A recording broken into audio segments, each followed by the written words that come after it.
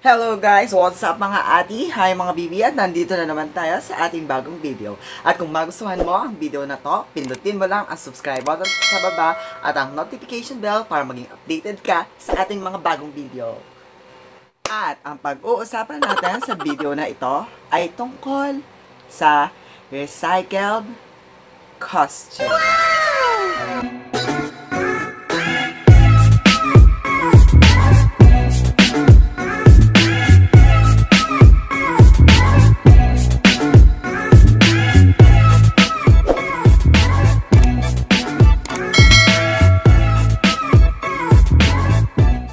So guys, ayan, para sa akin kasi may dalawang category ang recycled costume. Ang unang category nito ay ang indigenous costume. Ang indigenous costume ay costume na gawa sa materyales na nagmula sa kalikasan. Tulad ng halimbawa mga dahon, yan, mga buto. Yung isang klase naman ng recycled costume ay ang industrial costume. Ang industrial costume naman ay costume na nagmula ang materyales na produce ng mga pabrika or pwedeng produce ito ng mga makina. Tulad halimbawa ng plastic bottle, ng mga balat ng candy, ng mga disposable cup, disposable spoon. Para sa akin, iyan ang mga sample ng industrial costume naman. So guys, bakit nga ba natin to pinag-uusapan? Kasi minsan, diyan nagkakaroon ng isang hindi magandang tensyon na nagaganap sa isang pageant, sa mga maliliit na pageant. Tulad halimbawa ng mga school pageant, barangay pageant, or minsan nga sa mga pageant ng mga bayan, nagkakaroon dyan ng isang malaking question. Para maliwanagan ng lahat, magbibigay ako ng sample ng mga ginawa ko sa difference ng industrial at ng indigenous costume.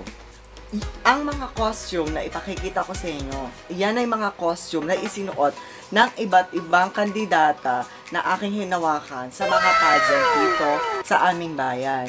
So, ang unang-unang ipakikita ko sa inyo guys ay ang indigenous costume or ang sample ng indigenous costume.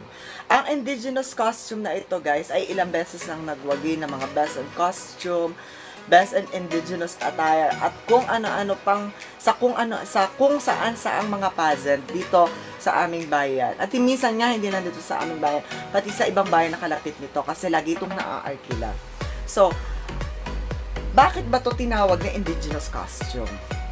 Dito, ito, paliliwanag ko sa inyo isa-isa at detalyado. Uunahin natin yung uunahin natin yung pinaka-backdress niya or yung nasa likod niya na bilog. Yung nasa likod niya na bilog kasi ay pamaypay. Knowing na ang pamaypay ay yari yan sa anahaw. Or minsan sa dahon ng buko. 'Di ba? Minsan ganun kasi yung yung materyales na pinagkukuhanan ng pamaypay. Minsan sa buli, I don't know kung tama ako pero minsan kasi sa buli yari yung ganyang pamaypay. Pati yung pamaypay nito sa pinakaulo, yung pinakamalaki, yan ay galing din yan sa same materials na nasa backdrop nito.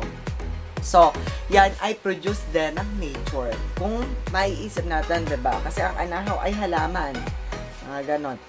So, yung nasa ulo naman nito na paikot, yung nasa ulo niya na nakaikot, iyan naman ay walis tingting na binilog.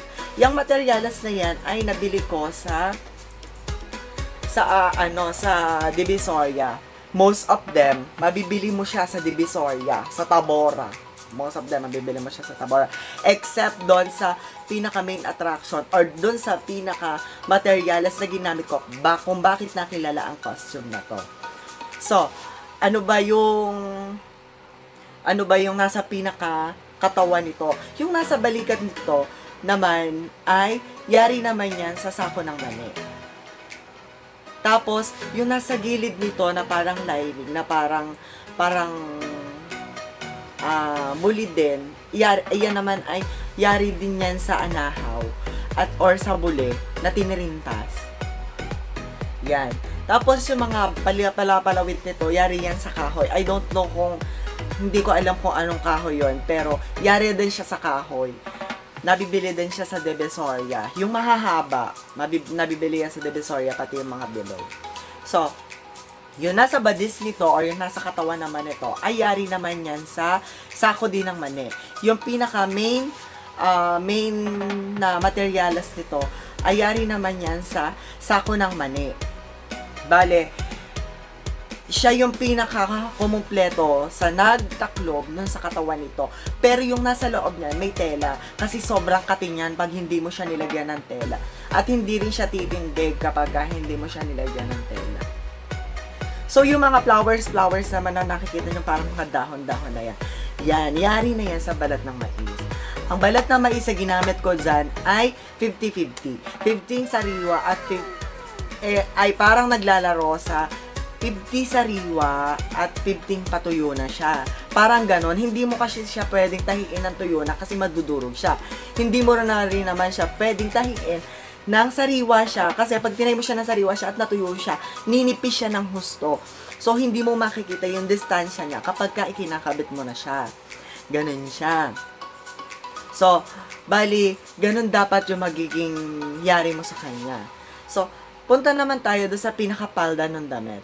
Yung pinakataas na ng palda ng damit sa upper part nito, makikita mo, may parang sinamay dyan kasi dati na makintab na may gold na nawala na. Kasi napintura, na-sprayan kasi to ng na-sprayan to ng pangkulay. Mamaya, sasabihin ko sa inyo kung anong pangkulay ginamit ko dito. So, yung pinakapalda nito sa upper part, yung may kulay green, yan, kung makikita nyo, yan ay yari sa banig. Yung banig na buli, yung mga sinaunang banig. Yan, ginupit namin ng pahaba, tapos binilog namin siya, then tinahin namin siya para maging ganyan yung form niya. Siyempre, sa sobrang tagal na niya, napipit na, ganon. Tapos, yung pinaka nasa gilid niya na lining na design na para nakatirin. Tapos, yan naman, ay yari naman niya sa water lily. Para sa kaalaman ng iba, ang water lily ay makikita mo yan na nakalutang sa mga lawa, sa mga ilog. Yan, makikita mo siya sa ganon. Seasonal din, minsan parang pakiramdam ko, seasonal din ang water lily kung kailan nagkakaroon ng water lily. Yan, tinanggal namin yung dahon, tapos pinatuyo namin siya para maging ganyan siya at para ma-emphasize yung detalye na pagkakagupit naman nung buling mais. Diba? Look at them. Diba sobrang ganda, tapos nabuhay siya. Then, yon yung pinakakatawan niya ay yung pinaka-middle part naman ng palda, yun naman ay yung mais. Yun nga yung ina-explain ko sa inyo kanina na kailangan mo na siya 50 tuyo at saka 50 basa para hindi siya maglumiit kapag ka naano nyo na siya, napatuyo nyo na siya ng gusto. Mas maganda ang kalalabasan niya. I swear, promise. At subok na na. Tapos, punta naman tayo sa pinakalaylayan. Yung pinakalaylayan naman itong costume na to ay yari naman sa sako ng mani. Ang sako ng mani, mabibili mo yan talaga sa mga tindahan ng mani sa mga palengke. Minsan, binibenta siya ng 15 pesos, 20 pesos, ganyan. Pero minsan naman, ibinibigay na lang din siya. Mababait. Shoutout sa mga tindera dyan sa palengke. Mababait naman yung mga tindera. Ibinibigay na lang nila. Kasi hindi rin naman nila nagagamit. And, isa pa, napakakatingan kapag ka nai-stock. So, bakit nga ba siya naging costume? Napakakatinga, ganon yan. Ang tumalo sa kate ng costume na to, or hindi naman siya 100% nawawala yung kate niya. Siyempre, kapag ka-irritable ka, nandun pa rin yung kate niya, diba? Hindi siya talaga mawawala. Yung sa pinaka-part na nagpawala sa kate ng costume na to, or sa at least mga 70% na mawala yung irritant mo sa costume na to, ang inisprayan muna namin to ng transparent na pintura na spray paint. Yan, uubos kayo dyan ng mayang mga 5 hanggang 7 transparent na spray paint sa kabuuan yan ng costume na yan. So, bali, ang pinaka kulay naman niya ay yung pinaka orange color niya naman, yan naman ay varnish. Kaya, sobrang nabuhay yung costume. Kita nyo naman, di ba? Ang ganda-ganda niya. Tapos yung mga kulay green niya, spray paint yan. Yung mga car spray paint, yung mga yung mga pinampe-paint sa motor, yan naman yun. Bali, iyan naman mabibili nyo sa mga motorcycle shop, yung pintura na yan. Minsan sa mga paint shop, meron din yan. Pero I suggest na mas bumili kayo sa mga paint shop kasi medyo mura siya. From 95 pesos to up to 110. Pero kasi sa mga bike shop at sa mga motor shop, mabibili mo siya 140, 180, ganun siya mabibili doon. So, medyo pricey siya. Kaya, if I were yung manap na lang kayo sa mga paint shop, para makabili kayo ng ng pintura na yan. So, iyan yung sample ng ating indigenous costume. So, ayan guys, natapos na tayo sa ating indigenous costume. Ang ipakikita ko naman sa inyo ay ang example ng industrial costume. Ano ba ang industrial costume? Ang isang klase na recycled costume, ito ay ang tinatawag na industrial costume. Ang industrial costume, guys, ay ang costume na yari naman sa mga disposable o yung mga plastic na or yung mga materials na produce ng mga pabrika. Halimbawa nito, yung mga plastic bottle. Yan, mga example lang naman yan. So, eto, ang costume na to ay iisa-isa hindi natin ang detalye para makita nyo. Yung pinaka-outer part ng bilog nito sa likod or yung nasa backrest nito, yan ay yari sa disposable na spoon o yung mga plastic na spoon na mostly ginagamit sa mga birthday parties. Minsan sa mga sa mga food, sa mga fast food, meron yan, 'di ba? Hindi na ako magsasabi ng mga sikat na fast food, pero mostly meron yan sa mga fast food. Bali guys, ang costume na to, yung pinaka nasa ulo naman niya, ay yari naman sa same materials, yun sa, disposable spoon din. Tapos, dinitalyahan naman siya ng mga cups ng taho. So, yung nasa badis nito, yari din sa, sa disposable spoon na may cups ng taho. Tapos, yung nandito niya naman, ayari naman siya sa, sa pinaka main materials nito. Mamaya i-explain ko yung main materials na ginamit dito. So, bali guys, ang pinaka nasa palda nito ay iyon na yung main materials. Ang main materials nito ay isang kilalang brand ng soft drinks. Yung brand ng soft drinks na yon ay nahingi ko dati sa kabilang barangay na lumaban kami ng pageant. Yung dala-diretso siya, parang reject siya. Tapos nakarolyo siya, yun, ginawa ko siyang costume. Bali, ipo-fold mo pa siya ng maliliit as rapos. Kung hindi ako magkakamali, 47 na layer to.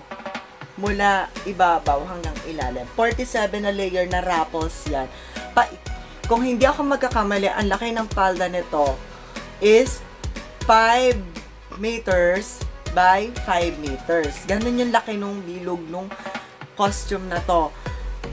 Kaya itong costume na to, marami din tong napanalunan. Sa category naman to ng industrial recycled costume.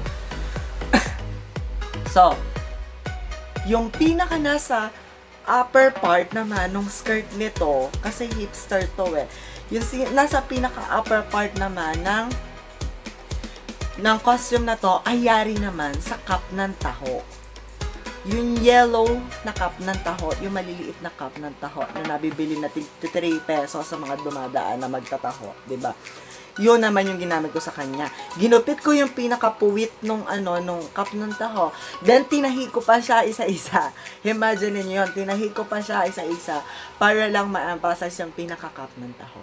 And then, yung nasa pagitan ng cup ng taho at saka yung pinaka na sarapos ng kilalang brand ng soft drinks. Yung bote naman na disposable na brand naman ng isang kilalang soft drinks company din dito sa ating bansa. Na ginupit ko para magmukha siyang flowers. Tapos pininturahan naman siya ng spray paint din na nabibili sa mga paint shop. Iyan guys, I hope na may natutunan kayo sa difference ng dalawang uri ng costume na ipinakita ko sa inyo. So, sana naman yung mga nanonood ngayon is maintindihan natin bago tayo mag-complain sa mga pageant na nagaganap, maintindihan natin kung ano ba yung difference ng recycled costume na indigenous at yung recycled costume na industrial. Pero mostly kasi, ang category lang sa pageant is recycle. So, pag sinabing recycle is in general yan. Pwede na yan na indigenous and pwede na yan na recycle. So, ang lesson na natutunan natin dito ay kung paano lang naman ma-defend yung title dun sa dalawang uri ng category ng costume na ito. Sana, nalinawan yung lahat. So, kung may natutunan kayo sa ating video, huwag nyo nang kalimutang pindutin yung subscribe button or mag-subscribe sa ating channel para madami pa tayong kaalaman na matutunan. Once again, this is Mommy B and thank you for watching.